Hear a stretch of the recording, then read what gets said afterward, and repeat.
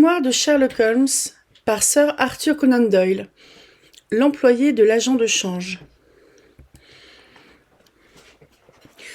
Peu de temps après mon mariage, j'avais acheté une clientèle dans le quartier de Paddington. Le vieux monsieur Farquhar, qui me l'avait cédé, avait été autrefois un excellent praticien de médecine générale. Mais son âge, compliqué d'un mal qui ressemblait à la danse de Saint-Guy, avait éloigné les patients de son cabinet. Rien d'anormal, n'est-ce pas, à ce que le public parte du principe que l'homme qui fait profession de soigner autrui doit être lui-même en bonne santé. Beaucoup de gens se méfient du médecin dont les remèdes sont inefficaces pour son propre cas. Au fur et à mesure que déclinait mon prédécesseur, sa clientèle tombait. Quand je pris sa succession, elle était descendue de 1200 consultations annuelles à 300. Toutefois, j'étais jeune, plein d'énergie et j'avais confiance. Quelques années, j'en étais sûre, me suffiraient pour remonter la pente. Au cours des 3 mois qui suivirent mon installation, je ne bougeais de chez moi que pour visiter mes malades. Je vis donc rarement mon ami Sherlock Holmes, qui ne se déplaçait presque jamais en dehors de ses affaires, puisque de mon côté, j'étais trop occupée pour me rendre dans Baker Street. Aussi fus-je surpris, certains matins de juin, lorsque, assis en train de lire la Gazette médicale anglaise après mon petit déjeuner, j'entendis la sonnette bientôt suivie de la voix aiguë, presque stridente, de mon vieux camarade. « Ah, mon cher Watson !» s'écria-t-il en pénétrant dans le salon. « Je suis ravi de vous voir. J'espère que Madame Watson est tout à fait remise des petites émotions que nous avons connues lors de notre aventure du signe des 4. »« Merci. Tous deux nous allons très bien, » répondis-je en lui serrant chaleureusement la main. « Et j'espère aussi, » reprit-il en s'asseyant dans le rocking-chair, « que les soucis de l'exercice de la médecine n'ont pas entièrement détruit l'intérêt que vous portiez à nos petits problèmes de logique. »« Au contraire, » répondis-je. « Hier soir encore, je me suis plongé dans mes vieilles notes pour classer quelques-uns de nos résultats.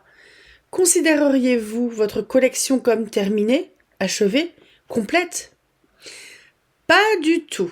Je ne souhaiterais rien de mieux que de l'enrichir d'expériences nouvelles. »« Aujourd'hui, par exemple ? » ?»« Oui, aujourd'hui, si cela vous plaît. »« Et aussi loin qu'à Birmingham ? » ?»« Certainement, si vous le désirez. »« Et la clientèle ? » ?»« J'assure celle de mon voisin quand il s'en va. Il est toujours prêt à acquitter ses dettes. »« Ah, voilà qui est parfait !»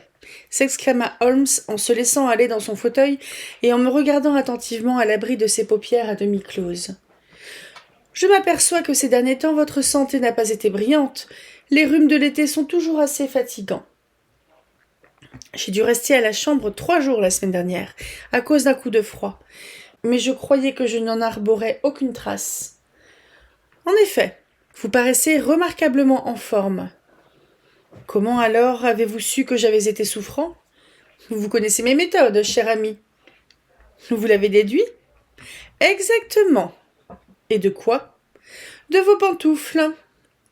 Je considérais les pantoufles vernies neuves que je portais. Comment diable ? Holmes répondit à ma question avant que j'eusse eu le temps de la formuler. Vos pantoufles sont neuves, dit-il. Il ne peut pas y avoir plus de quelques semaines que vous les avez. Or, les semelles que vous présentez en ce moment à ma vue sont légèrement roussies. Un instant, j'ai pensé que vous aviez pu les mouiller, puis les roussir en les séchant.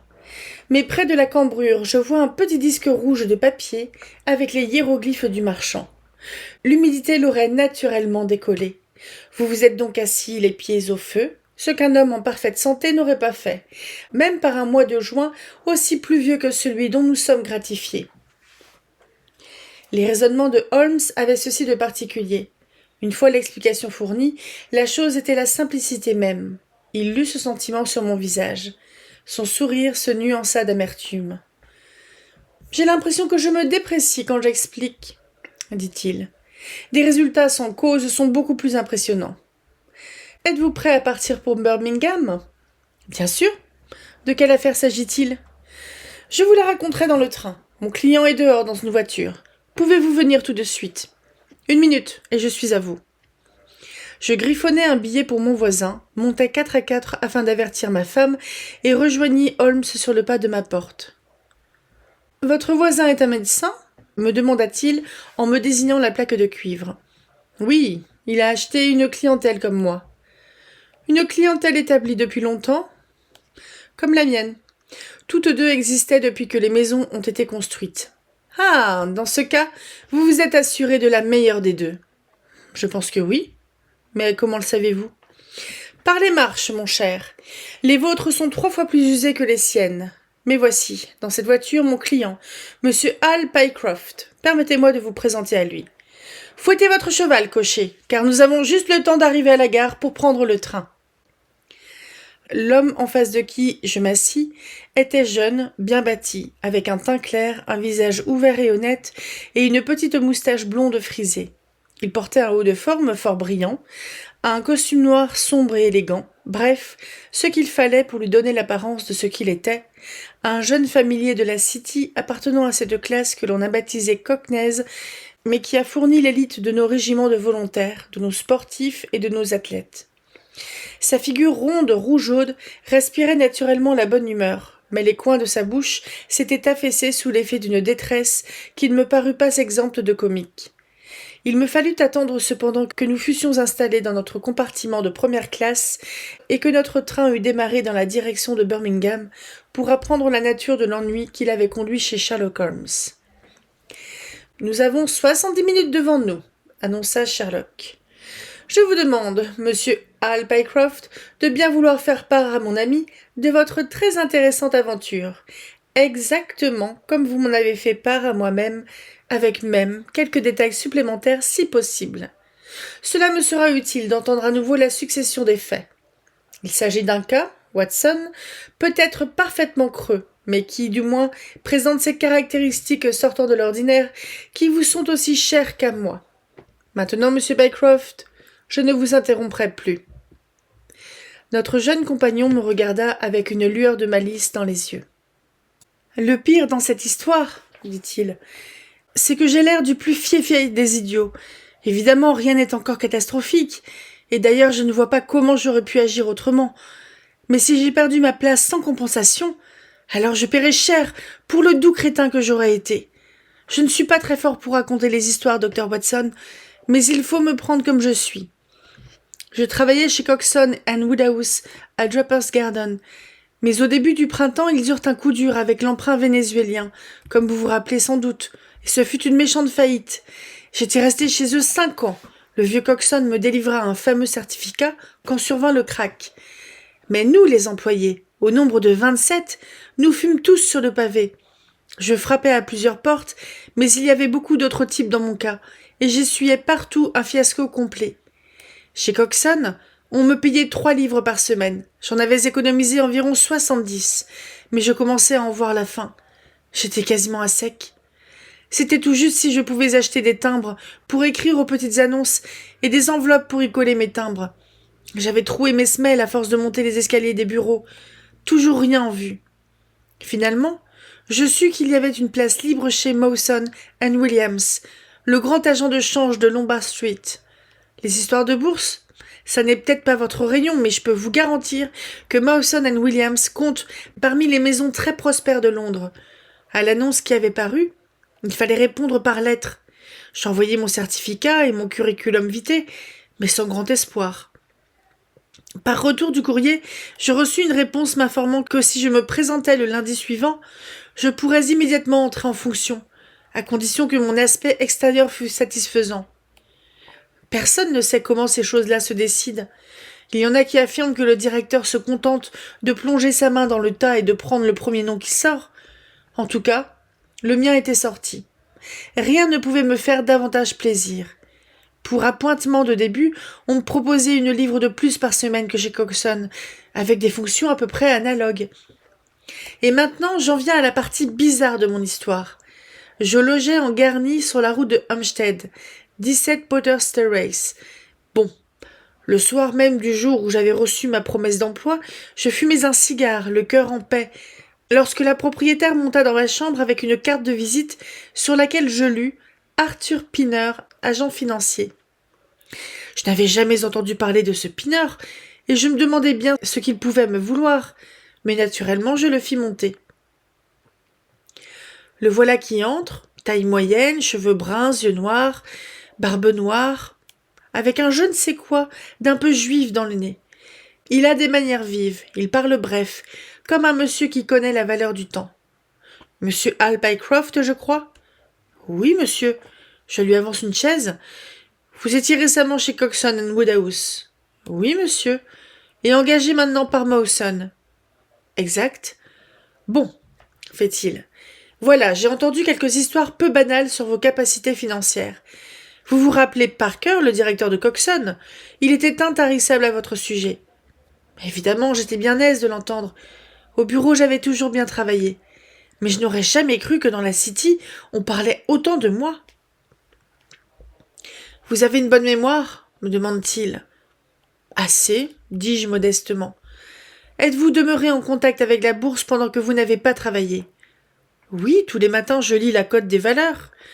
Voilà qui dénote une réelle application, s'écrie-t-il. Voilà comment on s'enrichit. Vous ne m'en voudrez pas si je vous mets à l'épreuve, n'est-ce pas? À combien aujourd'hui les Ayrshires? 105 contre 105 un quart. Et le consolidé de Nouvelle-Zélande? 104. Et les Broken Hills anglais? 7 contre 7 et 6. Merveilleux! S'exclame-t-il en levant les bras.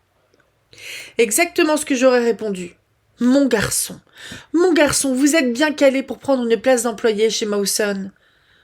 Cette explosion m'étonne, comme vous pouvez le penser. Ma foi, dis-je à M. Pinner, d'autres gens ne m'apprécient pas autant que vous. J'ai dû me bagarrer dur avant de trouver ce job et je suis rudement content de l'avoir obtenu. Peu, mon cher, vous devriez voler plus haut, voyons. Vous n'êtes pas dans votre vraie sphère. Moi, ce que je vous offre est peu de choses par rapport à vos capacités. Mais par rapport à ce que vous offre Mawson, c'est le jour, à côté de la nuit. Dites-moi, quand vous présentez-vous chez Mawson? Lundi. Ah! Ha ha ha! Je parierais bien une petite somme que vous n'irez pas chez Mawson. Pas chez Mawson? Non, monsieur. Lundi, vous serez directeur commercial de la société de quincaillerie Franco-Midland SARL, qui groupe 134 succursales dans les villes et villages de France, sans compter celles de Bruxelles et San Remo. J'en ai le souffle coupé. Je murmure. Mais je n'en ai jamais entendu parler. Rien d'étonnant. Tout cela a été tenu très secret. Le capital a été entièrement souscrit par des particuliers. C'est une trop jeune affaire pour y admettre le public. Mon frère, Harry Pinner, est l'animateur et l'administrateur délégué. Il savait que j'étais dans le bain. Et il m'a demandé de lui trouver un brave type pas cher, c'est-à-dire un homme jeune, actif, plein de mordant, d'énergie. Parker m'a parlé de vous. Voilà pourquoi je suis ici ce soir. Nous ne pouvons vous offrir qu'un salaire de misère. 500 pour débuter. Je hurle. 500 livres par an? Seulement pour commencer. Mais vous aurez une commission de 1% sur toutes les affaires enlevées par vos agents. Et vous pouvez me croire, cette commission doublera votre salaire. Mais je ne connais rien à la quincaillerie. Mon garçon, vous vous y connaissez en chiffres. J'ai des bourdonnements dans la tête. Je voudrais bien rester calme et tranquille sur ma chaise, mais c'est difficile. Soudain, un frisson de doute, un petit frisson de doute me chatouille. Il faut que je sois franc avec vous, lui dis-je. Mawson ne m'offrait que 200 livres. Mais Mawson est une affaire sérieuse, sûre. En réalité, je sais si peu de choses sur votre société que... Ah! Parfait! Bravo! S'écrie-t-il dans une sorte d'extase. Vous êtes exactement l'homme qu'il nous faut. On ne vous la fait pas, à vous, et vous avez bien raison. Tenez, voici un billet de 100 livres. Si vous pensez que nous pouvons nous entendre, vous n'avez qu'à le glisser dans votre poche. Ce sera une avance sur votre salaire. C'est fort généreux de votre part, dis-je. Quand dois-je débuter dans mon nouvel emploi? Soyez à Birmingham demain à 1h. J'ai dans ma poche une lettre que vous remettrez à mon frère. Vous le trouverez au 126 Corporation Street, où sont situés les bureaux provisoires de la société. Naturellement, c'est lui qui vous confirmera votre engagement. Mais entre nous, l'affaire est conclue. Vraiment? Je ne sais comment vous exprimer ma gratitude, monsieur Pinner, lui dis-je. Mais pas du tout, mon garçon. Vous n'avez que ce que vous méritez. Il y a une ou deux choses, de simples formalités, que je voudrais régler avec vous. Avez-vous une feuille de papier ici? Bon, écrivez. Je sous-signai déclare accepter les fonctions de directeur commercial à la société de quincaillerie Franco-Midland contre des appointements minima de 500 livres. Je fais ce qu'il me demande et il met le papier dans sa poche. Encore un autre détail, reprend-il. Qu'avez-vous l'intention de faire avec Mawson ? Dans ma joie, j'avais complètement oublié Mawson. Je vais écrire une lettre de démission. Voilà précisément ce que je ne veux pas. Figurez-vous que je me suis disputé à propos de vous avec le directeur de Mawson. J'étais monté lui parler de vous, et il a été très désagréable, insultant même. Il m'a accusé de vouloir vous embobeliner pour vous faire quitter sa firme. À la fin, j'ai presque perdu mon sang-froid et je lui ai lancé. Si vous voulez de bons employés, il faut les payer un bon prix. Il m'a répondu, il préférerait avoir notre petit salaire plutôt que le vôtre. Et moi j'ai répondu, je vous parie 5 livres que lorsqu'il aura écouté mes offres, vous n'entendrez plus jamais parler de lui.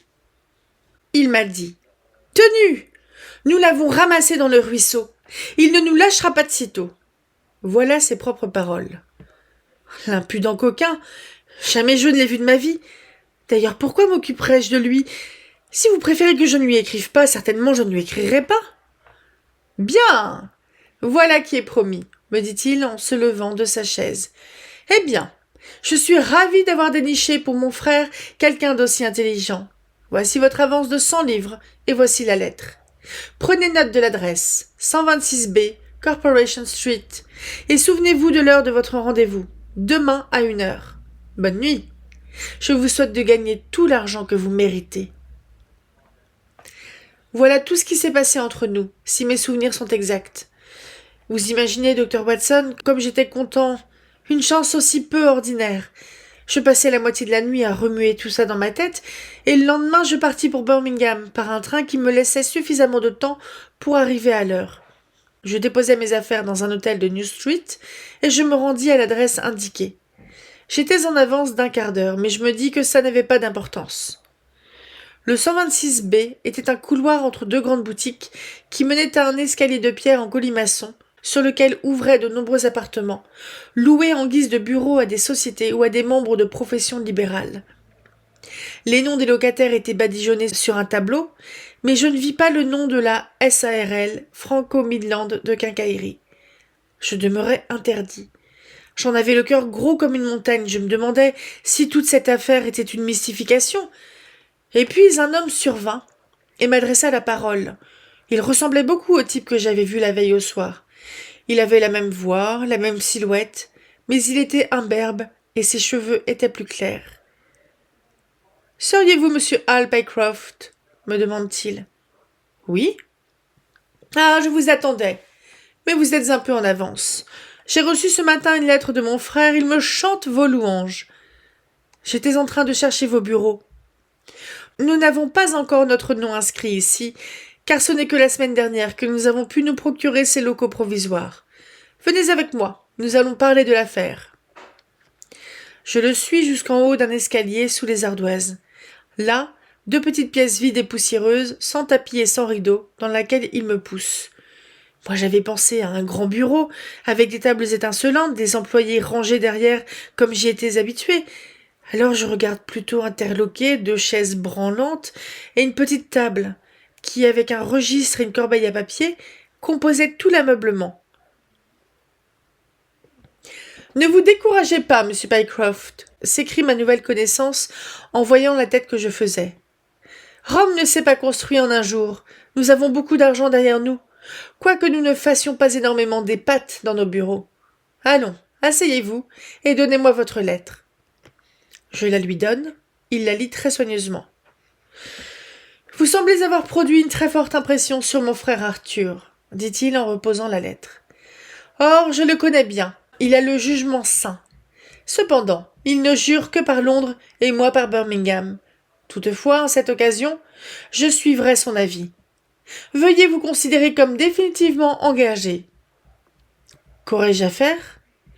Vous aménagerez bientôt notre grand dépôt de Paris qui va déverser un flot de faïences et de poteries anglaises dans les magasins de nos 134 agents en France. L'achat sera totalement effectué dans la semaine. D'ici là, vous resterez à Birmingham et vous vous rendrez utile. En quoi faisant? Pour toute réponse, voilà qu'il prend dans un tiroir un gros livre rouge. Ceci est le bottin, me dit-il. Le bottin est la liste des habitants de Paris. Leur profession est inscrite après le nom. Je voudrais que vous emportiez ce livre chez vous et que vous releviez les noms de tous les quincailliers avec leurs adresses. Cela me servirait beaucoup d'avoir cette liste. Sûrement il en existe déjà dans des annuaires, non? On ne peut pas se fier à elles. Leur système est différent du nôtre. Mettez-vous là-dessus et venez m'apporter vos listes lundi prochain à midi. Au revoir, monsieur Pycroft. Si vous continuez à montrer du zèle et de l'intelligence, vous trouverez que la société est un bon patron. Je rentre à l'hôtel, avec, sous le bras, le gros livre rouge et dans le cœur des sentiments fort contradictoires. D'un côté, je suis définitivement engagé et j'ai 100 livres en poche. De l'autre, l'aspect des bureaux, l'absence du nom sur le tableau et d'autres détails qui auraient frappé un homme d'affaires m'ont fâcheusement impressionné sur la situation de mes employeurs. Mais après tout, j'ai mon argent, advienne que pourra. Je m'attelle donc à ma tâche. Tout le dimanche, je demeure penché au-dessus du bottin, et lundi, je n'en suis arrivé qu'à la lettre H. Je retourne chez mon patron, je le trouve dans la même pièce vide, il me dit de continuer jusqu'au bout et de revenir mercredi. Mercredi, je n'ai pas encore terminé. Je travaille d'arrache-pied jusqu'à vendredi, c'est-à-dire hier. Alors, j'apporte mon travail à monsieur Harry Pinner. « Je vous remercie beaucoup, me dit-il. Je crains d'avoir sous-estimé les difficultés de cette tâche. Vous avez fait là un travail qui me sera d'un secours matériel considérable. Et qui m'a pris du temps. Maintenant, reprend-il, je vais vous demander de me dresser la liste des maisons d'ameublement, car elles vendent toutes de la quincaillerie. Très bien. Venez demain soir à 7 heures pour me dire où vous en serez. Ne vous surmenez pas. 2 heures de music-hall dans la soirée ne vous feront pas de mal après vos travaux. Le voilà qui se met à rire tout en me parlant, et je m'aperçois, non sans sursauter, que sa deuxième dent du côté gauche a un très vilain plombage en or. Sherlock Holmes se frotta les mains avec ravissement, tandis que moi, je contemplais avec ahurissement notre client. « Oui, vous avez bien raison de paraître sidéré, docteur Watson, me dit-il. Mais pourtant c'est ainsi. Quand j'avais causé avec l'autre type à Londres, il avait ri à l'idée que je n'irais pas chez Mawson, et j'avais remarqué que sa dent était plombée, très exactement comme celle que j'ai vue hier. Vous comprenez, le reflet de l'or dans les deux cas fixa mon attention. Quand je réfléchis que la voix et la silhouette étaient les mêmes, et que les seules caractéristiques qui différaient pouvaient provenir d'un coup de rasoir ou d'une perruque, je me dis que c'était certainement un seul et même homme. Bien sûr, on comprend que deux frères se ressemblent, mais pas au point d'avoir la même dent plombée de la même façon. Il me congédia, et je me retrouvai dans la rue, ne sachant pas trop si je marchais sur la tête ou sur les talons. Je revins à mon hôtel, me plongeai la tête dans l'eau froide et essayai de penser. Pourquoi m'avait-il envoyé de Londres à Birmingham? Pourquoi était-il arrivé à Birmingham avant moi? Pourquoi s'était-il écrit une lettre à lui-même? C'était trop de problèmes pour ma tête, je n'y comprenais rien. Et soudain l'idée me traversa que ce qui était pour moi noir comme la nuit pouvait être clair comme le jour pour monsieur Sherlock Holmes. J'ai eu juste le temps de prendre le train de nuit, de le voir ce matin, et de vous ramener tous deux à Birmingham. Lorsque l'employé de l'agent de change eut terminé le récit de sa surprenante aventure, il y eut un instant de silence. Puis Sherlock Holmes m'adressa un clin d'œil et s'adossa au coussin avec la figure à la fois satisfaite et critique d'un connaisseur qui vient de sumecter le palais avec un grand cru de l'année. « Pas mal, Watson, n'est-ce pas ? Il y a dans cette affaire certains détails qui me plaisent. Je pense que vous conviendrez avec moi qu'un entretien avec monsieur Harry Pinner au siège provisoire de la Franco-Midland ne manquerait pas de piquant pour nous deux. »« Mais comment pourrons-nous » demandai-je. « Oh, rien de plus facile » s'exclama joyeusement Hal Pycroft. « Vous êtes deux de mes amis qui cherchez un emploi.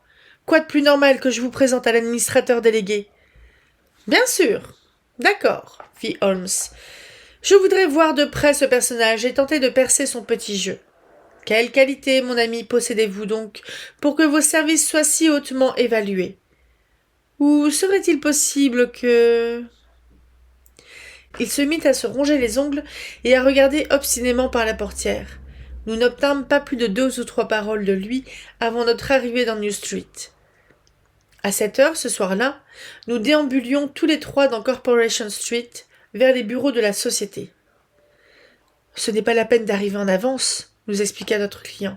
« Il ne vient là que pour me voir apparemment, car les lieux sont inoccupés jusqu'à l'heure fixée pour notre rendez-vous. » « Voilà qui est suggestif, » observa Holmes. « Je vous l'avais bien dit !» s'exclama subitement l'employé de banque. « Le voici, qui marche devant nous !» Il nous désigna un homme plutôt petit, blond, bien habillé, qui se hâtait sur l'autre trottoir. Tandis que nous le surveillions, il regarda du côté d'un gamin qui hurlait les titres de la dernière édition du journal du soir, s'élança au milieu des voitures et des autobus pour en acheter un. Puis, le journal dans une main, il disparut par une porte. « C'est là !» s'écria Hal Pycroft. « Il monte au bureau de la société. Venez avec moi. Je vais tout régler le plus facilement du monde. » Nous grimpâmes 5 étages à sa suite. Notre client frappa à une porte entr'ouverte. « Entrez !» Nous nous trouvâmes alors dans la pièce nue et vide qui nous avait été décrite. Devant la table unique était assis l'homme que nous avions aperçu dans la rue. Le journal du soir était étalé sous ses yeux. Quand il leva la tête, il me sembla que je n'avais jamais vu de visage portant autant de signes d'accablement, et de quelque chose au-delà de l'accablement. D'une horreur telle que peu de gens en éprouvent au cours de leur existence. Son front était luisant de sueur, ses joues avaient la couleur blanchâtre d'un ventre de poisson, dans ses yeux brillait un sauvage regard fixe. Il regarda son employé comme s'il ne le reconnaissait plus, et je constatai d'après l'étonnement qu'exprimait la figure de notre guide que cette contenance n'était pas du tout celle à laquelle il l'avait habitué. « Vous paraissez souffrant, monsieur Pinard » s'exclama-t-il. « Oui, je ne me sens pas très bien, » répondit l'autre en faisant des efforts évidents pour se ressaisir. Il passa sa langue sur ses lèvres avant de demander. « Quels sont ces messieurs que vous avez amenés avec vous ? » L'un est monsieur Harris de Bermondsey et l'autre monsieur Price de cette ville, annonça notre employé avec aisance. Ce sont 2 amis à moi, des hommes d'expérience, mais ils sont chômeurs depuis quelque temps et ils espéraient que peut-être vous pourriez utiliser leurs capacités dans la société.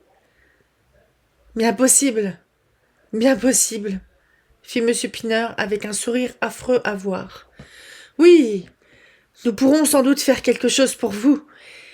Quelle est votre spécialité, monsieur Harris ? Je suis comptable, répondit Holmes. Ah, nous aurons justement besoin d'un teneur de livres. Et vous, monsieur Price ? Employé de bureau, répondis-je. J'ai tout lieu d'espérer que la société pourra vous engager. Je vous le ferai savoir dès que nous serons entrés dans la voie des décisions. Et maintenant, je vous prie de me laisser. Pour l'amour de Dieu, laissez-moi seul. Ces derniers mots avaient jailli de sa bouche comme si la contrainte qu'il avait visiblement exercée sur lui-même avait brusquement volé en éclats. Holmes et moi échangeâmes un regard et Hal Pycroft fit un pas vers la table. « Vous oubliez, monsieur Pinner, que vous m'avez donné rendez-vous ici pour que je reçoive vos instructions, » dit-il. « Certainement, monsieur Pycroft, certainement, » répondit l'autre d'une voix plus calme. « Vous pouvez attendre un moment, et il n'y a pas de raison pour que vos amis n'attendent pas avec vous. Je serai tout à fait à votre disposition dans 3 minutes, si tant est que je puisse abuser de votre patience jusque-là. » Il se leva avec un air très courtois, s'inclina en passant devant nous, ouvrit une porte située à l'autre bout du bureau et la referma derrière lui. « Qu'est-ce que cela veut dire ?» chuchota Holmes. « Va-t-il nous filer entre les doigts ?»« Impossible !» répondit Pycroft. « Pourquoi ?»« Cette porte donne sur une pièce intérieure. Sans issue. Sans autre issue que la porte. Est-elle meublée ? Hier, elle était vide. Alors que peut-il y faire ? Quelque chose m'échappe dans cette affaire. Si jamais un homme a été aux 3/4 fou de terreur, c'est bien Pinner.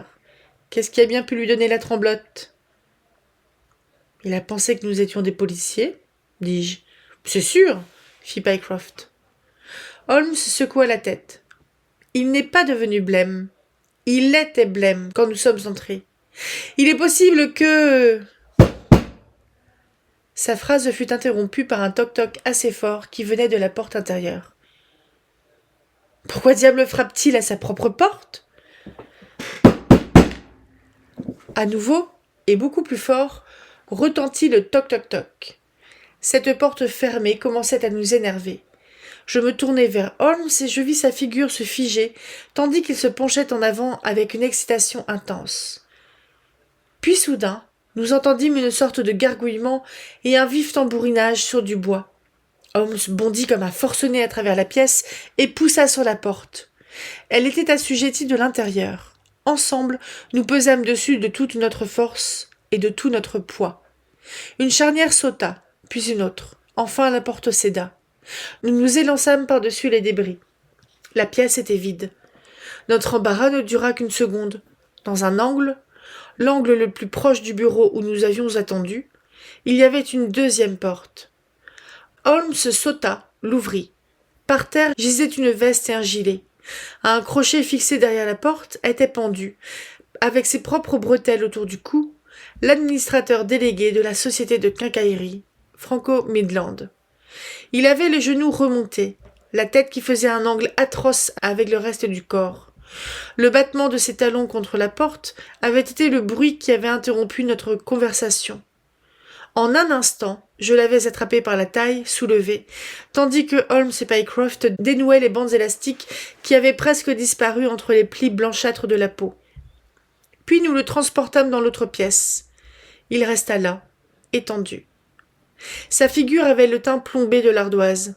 À chaque souffle, ses lèvres rouges se gonflaient et se dégonflaient. Une véritable ruine, à côté de ce qu'il était quelques minutes plus tôt. « Qu'est-ce que vous en pensez, Watson ?» me demanda Holmes. Je me penchai pour procéder à un bref examen. Le pouls était faible et irrégulier, mais sa respiration se faisait moins saccadée, et ses paupières frémissaient assez pour laisser voir un peu du blanc de l'œil. Il était -5, mais à présent il vivra. Tenez, ouvrez la fenêtre s'il vous plaît, et apportez-moi la carafe d'eau. Je lui déboutonnai le col, j'aspergeai sa figure, et je fis exécuter à ses bras tous les mouvements classiques destinés à ranimer les asphyxiés, jusqu'à ce qu'il ait mis un souffle long et normal. Ce n'est plus qu'une question de temps, dis-je en me détournant de lui. Holmes se tenait près de la table, les deux mains enfoncées dans les poches de son pantalon et le menton baissé contre la poitrine. « Je suppose que nous devrions maintenant appeler la police ?» dit-il. « Pourtant, j'avoue que je préférerais remettre aux policiers une affaire complètement élucidée. »« Tout ça, c'est énigme et compagnie !» s'écria Pycroft en se grattant la tête. « Pourquoi voulait-il me faire monter et me garder ici, et puis... »« Pah !» fit Holmes avec impatience. « Tout est devenu assez clair, sauf ce dernier geste subit. »« Vous comprenez donc le reste ? » ?»« Le reste est l'évidence même. Qu'est-ce que vous en dites, Watson ?»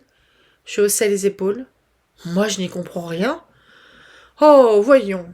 Si vous considérez les premiers éléments, ils ne mènent qu'à une seule conclusion. »« Quelle est votre théorie, alors ? » ?»« Toute l'affaire repose sur 2 points. Le premier, c'est la déclaration qu'ont fait écrire à Pycroft et par laquelle celui-ci entre au service de cette absurde société.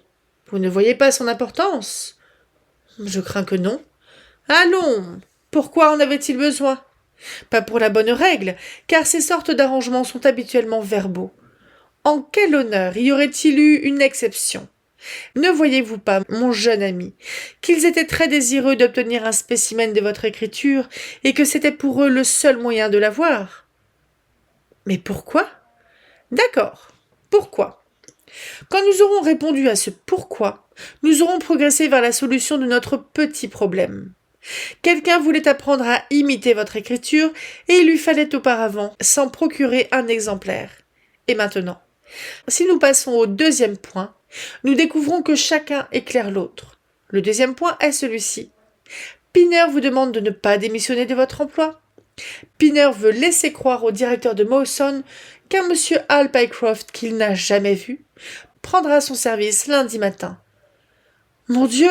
s'exclama notre client. « Quelle linotte j'ai été !» À présent, mesurez-vous l'importance de votre déclaration manuscrite ? Supposez que quelqu'un prenne votre place et que ce quelqu'un ait une écriture très différente de celle par laquelle vous avez posé votre candidature. La supercherie aurait été éventée. Mais entre-temps, le coquin a appris à vous imiter. Sa situation était donc bien assurée, car je présume que personne dans les bureaux ne vous avait jamais vu. Personne ? Gémit Pycroft. Parfait. Naturellement, il était du plus haut intérêt de vous empêcher de trop réfléchir là-dessus, comme de vous éviter tout contact vous permettant d'apprendre que vous aviez un double qui travaillait chez Mawson. Voilà pourquoi ils vous ont donné une jolie avance sur vos appointements et expédié dans les Midlands, où ils vous accablèrent de travail pour que vous ne puissiez pas vous rendre à Londres et compromettre leur petite combinaison. Tout cela est assez simple. Mais pourquoi cet homme ferait-il semblant d'être son propre frère ? Mais c'est également fort clair. Dans ce complot, ils sont évidemment deux. L'autre est en train de se faire passer pour vous au bureau. Celui-ci a joué le rôle de vous engager, et puis il a trouvé qu'il ne pourrait pas vous dénicher un patron sans mettre une troisième personne dans le secret. Ce à quoi il ne tenait pas du tout. Il a donc modifié son aspect extérieur du mieux qu'il a pu, et il a attribué cette ressemblance, que vous deviez évidemment remarquer, à un air de famille. Mais par chance, il y a eu le plombage en or. Sinon, vous n'auriez sans doute rien soupçonné. Hal Pycroft dressa en l'air ses mains jointes. « Seigneur, s'écria-t-il, mais pendant que je jouais l'imbécile ici, que fabriquait l'autre Hal Pycroft chez Mawson ? Que devons-nous faire, monsieur Holmes ? Dites-moi quoi faire. » « Il faut télégraphier chez Mawson. Le samedi, il ferme à midi. N'importe. Il peut y avoir un concierge ou un gardien. »« Ah oui ! Ils emploient un gardien en permanence, à cause des valeurs qu'ils détiennent dans leur coffre. Je me rappelle en avoir entendu parler dans la City. »« Très bien. Nous allons télégraphier au gardien pour savoir si tout se passe bien, et si un employé à votre nom travaille dans l'établissement. Cela est assez clair.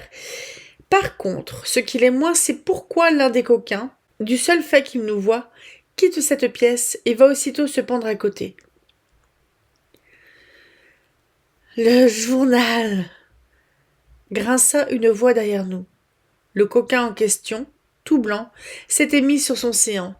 On aurait dit un spectre. La raison commençait à réapparaître dans ses yeux.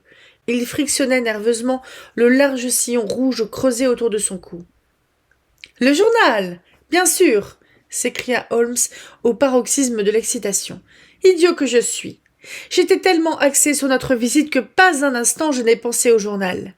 Naturellement, c'est dans le journal que nous trouverons la clé de l'énigme. » Il l'étala sur la table, et un cri de triomphe s'échappa de ses lèvres. « Regardez, Watson, c'est un journal de Londres, l'une des premières éditions de l'Evening Standard. Voici ce qui nous manquait. Regardez les titres. Un crime dans la City. On assassine chez Mawson and Williams. Un gigantesque coup monté. Capture du criminel. Allez, Watson, nous sommes tous également anxieux de savoir, alors s'il vous plaît, lisez l'article à haute voix. » D'après son emplacement dans le journal, il s'agissait de l'affaire la plus importante de la capitale. Une formidable tentative de brigandage qui se solde par la mort d'un homme et la capture du criminel a eu lieu cet après-midi dans la City. Depuis quelque temps, Mawson and Williams, les agents de change bien connus, assumaient la garde de valeur dont le total dépassait 1 million de livres sterling. Le directeur était si conscient de la responsabilité qui lui incombait en raison des grands intérêts en jeu qu'un surveillant armé montait la garde nuit et jour dans le bâtiment. Il est établi que la semaine dernière, un nouvel employé du nom de Hal Pycroft fut engagé par la société. Ce Pycroft, en définitive, n'était autre que Beddington, le célèbre faussaire et cambrioleur qui, en compagnie de son frère, venait de purger un emprisonnement de 5 ans. Par des moyens qui n'ont pas encore été précisés, il parvint à obtenir sous un faux nom une situation dans l'établissement. Il l'utilisa à prendre les empreintes de diverses serrures et à connaître l'emplacement de la chambre forte et des coffres. Chez Mawson, les employés quittent leur travail le samedi à midi. Le sergent Hewson de la police de la City fut donc plutôt surpris de voir quelqu'un muni d'un sac de voyage descendre les marches à 1h20. Ses soupçons s'éveillèrent. Le sergent suivit son homme. Avec l'aide de l'agent Pollock, il réussit, en dépit d'une résistance désespérée, à l'arrêter. Immédiatement, il apparut qu'un vol audacieux et considérable avait été commis. Près de 100 000 livres de bons des chemins de fer américains, plus une grosse quantité d'autres titres, furent inventoriés dans le sac. L'examen des lieux amena à la découverte du corps du malheureux gardien, plié en deux et enfoncé dans le plus grand des coffres où il n'aurait pas été trouvé avant lundi, si le sergent Tucson n'avait pas manifesté autant de zèle que de courage. Le crâne de la victime avait été fracassé par un coup de tisonnier asséné par derrière. Sans aucun doute, Beddington avait pu entrer en simulant d'avoir oublié quelque chose. Il avait tué le gardien, dévalisé le gros coffre, mis le cadavre à la place des valeurs, et il se disposait à partir avec son butin. Son frère, qui est habituellement son associé, n'apparaît pourtant pas dans cette affaire, du moins, d'après ce qu'on peut en dire aujourd'hui. Mais la police enquête, afin de savoir où il se tient actuellement. Eh bien, nous pouvons épargner à la police quelques difficultés de ce côté-là, fit Holmes, en lorgnant vers le corps recroquevillé près de la fenêtre. La nature humaine est un étrange composé. Watson, voyez comment un bandit doublé d'un assassin peut susciter assez d'affection pour que son frère tente de se suicider quand il apprend que la corde l'attend. Mais nous n'avons pas le choix. Le docteur et moi monterons la garde, Monsieur Pycroft, pendant que vous pousserez la complaisance jusqu'à aller prévenir la police.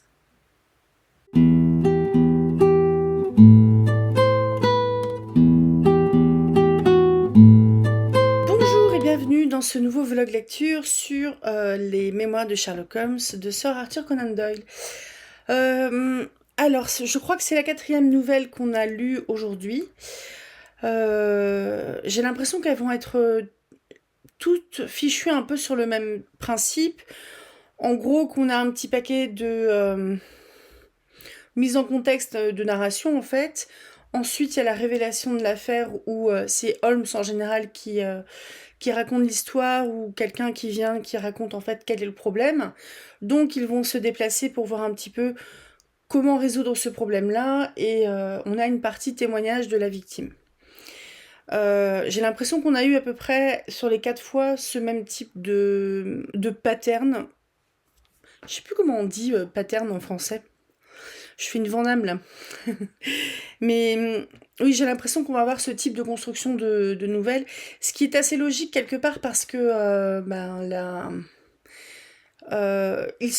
Holmes est détective, donc les gens vont le chercher quand ils ont un problème à résoudre, qu'ils ne sont pas capables de faire eux-mêmes. Donc ma foi, bon, ça me dérange pas, mais ça fait un côté qui est assez répétitif en fait. Et comme c'est court, bon, moi je le dis à chaque fois, mais tant pis, je vais essayer de le dire en plus court. Comme c'est une nouvelle qui est courte, on n'a pas tant que ça de trucs à déduire au final. On n'a pas le temps parce qu'on n'a pas assez d'éléments et que ça va vite. Parce que c'est sur un bouquin en poche, ce serait peut-être des nouvelles de 20-25 pages à tout casser. Là, ça fait des nouvelles de entre 15 et 20 pages, mais page e-book, donc je me rends pas trop compte de la longueur. Et en soi, c'est pas gênant, mais comme il y a un côté quand même assez répétitif, c'est pour ça, je pense que j'ai bien fait de décider de faire une pause à mi-recueil, histoire de déjà me reposer aussi, puis faire autre chose. Contrairement à Holmes, j'avais compris que la réaction très effrayée, très choquée du monsieur, c'était lié au journal. Parce qu'ils ont bien dit qu'ils étaient partis chercher le journal, il est monté, tatati tatala. Les 3 l'ont rejoint, etc. Et ça m'a vraiment fait penser à un truc qu'il avait lu dans le journal. J'ai pas eu le temps de réfléchir plus que ça parce que je lis quasiment.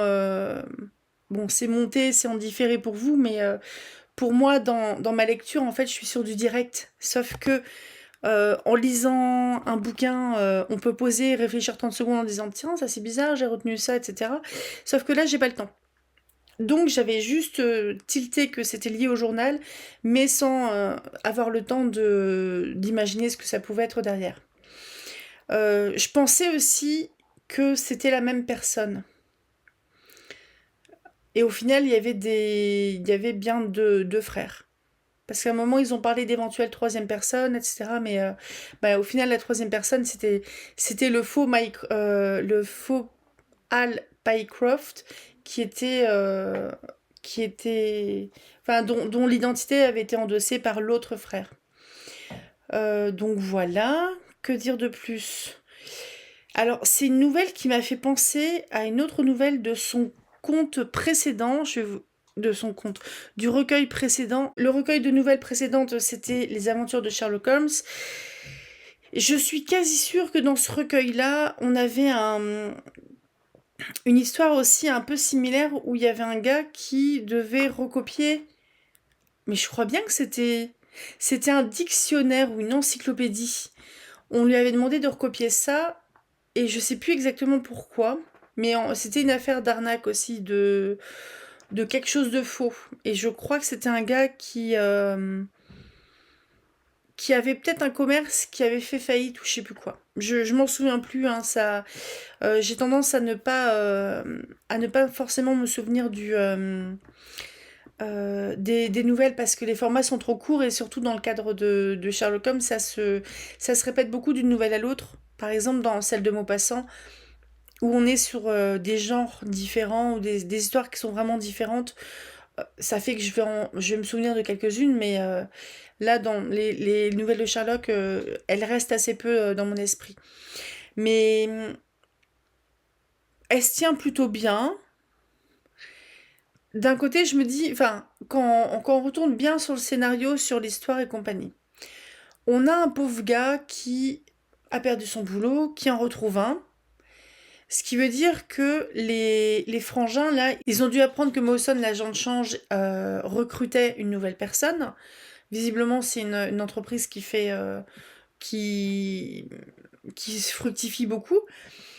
Et donc, ça aurait pu être lui comme ça aurait pu être un autre employé. Mais donc, c'est lui qu'ils ont réussi à arnaquer. Parce qu'ils avaient sans doute son adresse et compagnie, ils savaient où le trouver. Ensuite, euh, enfin, quelque part, c'est quand même dégueulasse de leur part. C'est leur taf, hein, vous me direz.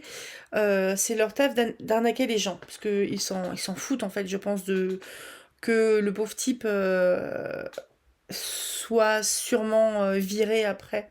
Ils s'en fichent. Mais bon, on n'est pas sur une construction de personnage qui est très très élaborée pour les antagonistes ici. On a quelque chose un peu plus épais pour là la victime qui euh, qui déjà a- a- avec le nouveau travail chez Mawson, elle gagnait déjà plus que le travail qu'elle avait perdu. Et évidemment, le nouveau travail le faux travail que leur proposent ces gens-là avec une avance de 100 livres. Donc lui, il avait eu du mal déjà à mettre de côté 75 livres. C'est beaucoup, hein, je crois, pour l'époque, hein. Les 75 livres, je crois qu'il a tenu quelques mois. Donc les 100 livres, c'est peut-être 6 mois de salaire. Donc même si c'est un truc qui va tomber à l'eau, le gars il a de quoi tenir et de quoi voir venir surtout. Et peut-être de quoi euh, être un peu plus difficile dans ses choix et dans son orientation professionnelle. C'est ce qu'on ferait, honnêtement. C'est ce qu'on ferait de nos jours. Si on avait un boulot de ce genre qui tombe du ciel, on se dirait, bon, on va tenter, mais au pire, j'ai l'avance. Bon, je sais pas vraiment, mais tout le monde le ferait, c'est humain. C'est humain. Donc c'est pas forcément qui... Enfin oui, il s'est fait arnaquer quelque part, mais parce que c'est sûrement de l'argent sale, etc. C'est sûrement de l'argent... Je connais pas les... Enfin là je suppose, hein, donc je sais pas du tout si ce sont les procédures de l'époque, mais est-ce que c'est de l'argent qui va lui être pris? Est-ce que ce monsieur-là, il va pouvoir retrouver son boulot chez Mawson? Parce que ça a l'air d'être le gars qui est plutôt honnête et puis qui s'est méfié au bout d'un moment en se disant non mais c'est trop bizarre parce que les deux ils se ressemblent vachement là. Et je sais pas, il l'avait pas précisé, Je crois que le frère numéro 1 qui est parti, qui a pris son identité, n'avait pas précisé que l'autre collègue de l'entreprise fictive était son frère. Peut-être que s'ils avaient dit oui, c'est mon. En fait, on est deux frangins, etc., peut-être que ça aurait été un petit peu plus. Euh, ça aurait été un peu plus cohérent et l'autre il se serait moins méfié. Parce que là, tu le sais en fait, tu le sais. Mais je me souviens plus, j'ai l'impression, pardon, je me souviens plus, j'ai l'impression de la première nouvelle qui y ressemblait. Je crois que c'était un casse pour un beau diamant ou quelque chose comme ça. C'était un casse pour un diamant, une histoire de coffre-fort et compagnie. Je sais plus exactement. Mais c'était pas mal. C'était une nouvelle qui était sympa. Que dire de plus? Bah, en fait, je pense que là, les méchants, ils vont. Le gars qui a tué, il va finir. Il va être exécuté. Ça se faisait, je pense, à l'époque. Peloton ou pendaison, peut-être pendaison plutôt. L'autre, il risque d'être déporté, donc dans une colonie. C'est bien le terme pour ceux qui ne, pour ceux qui, enfin, on parlait bien de déportation pour les criminels des colonies, pour les criminels qui étaient envoyés dans des colonies où ils devaient purger une peine de X années par exemple, au service d'un exploitant agricole par exemple, qui achetait leur contrat de 5 ans, ce qui veut dire que pendant 5 ans ils étaient logés, nourris, mais ils devaient travailler pour ce monsieur-là. Euh, C'était quelque chose qui était quand même assez proche de l'esclavage, il me semble. Enfin, l'esclavage dans le sens où si déjà un employé classique qui n'a pas des casseroles judiciaires aux fesses était pas forcément chouchouté par son patron, je pense que quelqu'un qui a piqué des choses beaucoup, il va pas avoir une très belle vie dans les colonies chez l'exploitant agricole. Vous voyez. Et enfin, du genre, on s'en fout de sa santé, etc. T'es là pour bosser et puis et tu la fermes, surtout. Mais j'avais vu des trucs de genre dans des bouquins du 19e siècle qui étaient assez intéressants. Et notamment si ça vous intéresse, mais là c'est un. Je sais pas si c'est une adaptation précise, mais il y a. La série s'appelle, il me semble, Le Renard sur Disney. Et c'est une adaptation une suite d'Oliver Twist de Dickens, où en gros, le renard c'est un autre personnage, un autre enfant du groupe d'Oliver Twist qui est un peu sous la férule de Baggins, je crois qu'il s'appelle le méchant, qui est une grosse raclure.